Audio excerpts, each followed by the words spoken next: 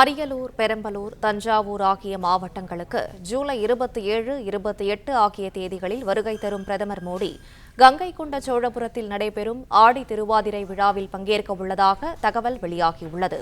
இதுகுறித்த மேலும் விவரங்களை செய்தியாளர் ராஜகுமரன் வழங்க கேட்கலாம். ராஜகுமரன், வணக்கம். மேலும் விவரங்களை சொல்லுங்க. பிரதமர் நரேந்திர மோடி வரும் 27 மற்றும் 28 ஆகிய இருநாள் பயணமாக தமிழகம் வர உள்ளதாக தகவல் வெளியாகி இருக்கின்றது.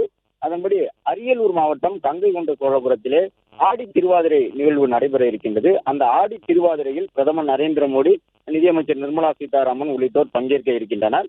அது மட்டுமல்லாமல் பிரதமர் தன்னுடைய பயணத்தின் பொழுது, அதாவது 27, 28 ஆகிய நாட்களிலே அரியலூரில் நடைபெறக்கூடிய அந்த ஆடி திருவாதிரை நிகழ்வில் பங்கேற்பதுடன் பெரம்பலூர், தஞ்சாவூர் ஆகிய மாவட்டங்களில் முடிவுற்ற சில திட்டப்பணிகளையும் தொடங்கி வைப்பார் என்ற தகவலையும் பாஜக தரப்பில் கூறியிருக்கின்றார்கள்.